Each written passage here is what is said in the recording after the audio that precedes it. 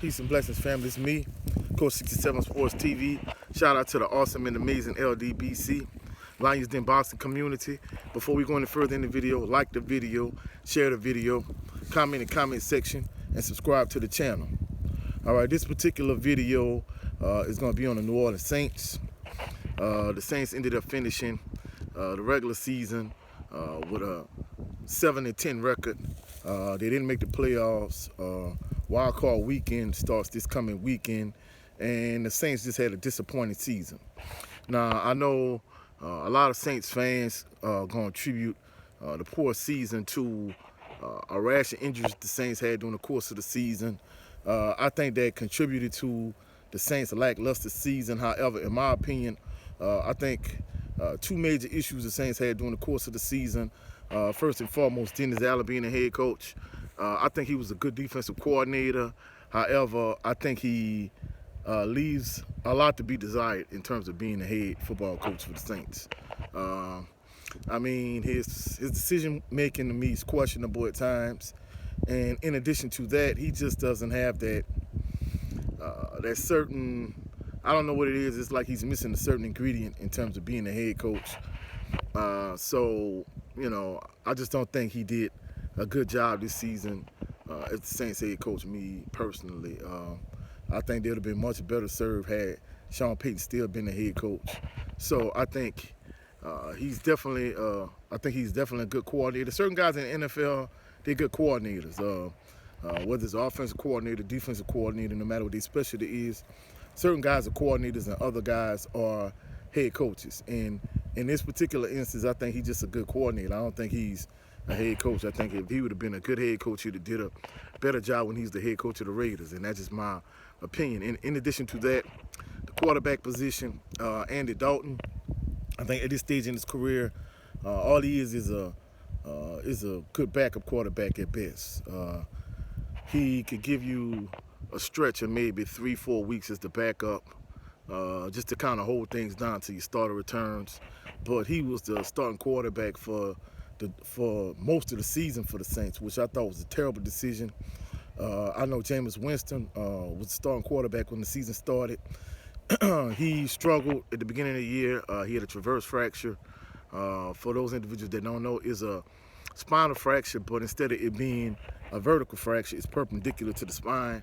And he struggled because he was injured, the first few games of the season. However, there's no way that him being injured for the time frame he was, there's no way that Andy Dalton did enough for him to be the starter for the rest of the season. It's not like he came out and he had a Drew Brees type performance in certain games and he lit the world on fire. He just was an average at best type quarterback. He was a game manager. He did a lot of, he checked the ball on a lot. He handed the ball off to Alvin Kamara a lot. So it wasn't like he was a phenomenal quarterback. It wasn't like he was, Drew Brees, Tom Brady. It wasn't like he was Peyton Manning. It wasn't like he was just this phenomenal quarterback. And he just overwhelmed Jameis Winston in terms of overtaking the job. Winston got hurt. He was out a few weeks. Dalton was just what he is, a good serviceable backup quarterback. Oftentimes when he was in the game, he was Charlie Checkdown, just throwing the ball to Kamara out the backfield, basically making enough plays. I mean, he wasn't costing you the game, but at the same token, he wasn't winning the game either, if that makes sense. So in that particular context, I don't think he should have been a starter. I think whenever Winston was fully recovered and fully healthy, he should have got the starting job back. But hindsight is 20/20 at this stage. Now, the last few weeks, there were rumors that Sean Payton was potentially going to come back. And in addition to that, that when he came back to New Orleans, Tom Brady was going to come with him. I don't see how that would be the case. First of all, how would Tom Brady go from a division rival in the Tampa Bay Buccaneers and come over to New Orleans with Sean Payton to be the starting quarterback?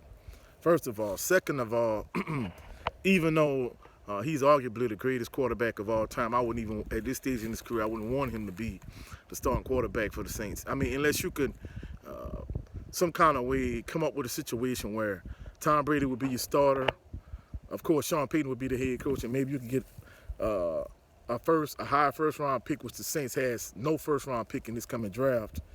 If you can get maybe an heir apparent like maybe a Bryce Young, to sit for a year, maybe two behind Brady, and be an apprentice and learn the ropes, and learn how to be a starting quarterback and a franchise quarterback in the NFL, that would be a feasible situation. However, there's no way you can get all of those things happening at the same time.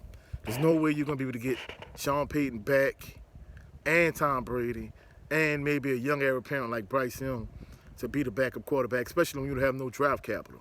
The Saints does not have a first-round pick for this coming draft, and that's part of the issue I've been having with Mickey Loomis. I mean, I know he had an excellent draft one year where he drafted Marshawn Lattimore and Alvin Kamara and Ryan Ramczyk. I was all in one draft. However, it seems like year after year, whether it's to get Marcus Davenport or Peyton Turner, whoever the case may be, they give up their first-round pick for the following year to move up and get a particular player. And it's at this point where the Saints need their heir apparent quarterback in terms of who's going to be the next person to be the franchise guy, because it seems as if they've given up on Jameis Winston. And I mean, I know in a situation that he was only going to be a stopgap solution, but even with that being said, I think he had a short leash. They really didn't give him an opportunity really to see what he really could do once he got healthy. Once he got healthy, they stuck with Andy Dalton. And like I said, at this stage in his career, to me, Andy Dalton is just a serviceable backup quarterback at best. He's a game manager. He checks the ball out often. He leaned heavily on Alvin Kamara during certain stages of the season. And in addition to that, when the defense struggled and Alvin Kamara wasn't playing great in the running game, he really couldn't rely on it. He struggled.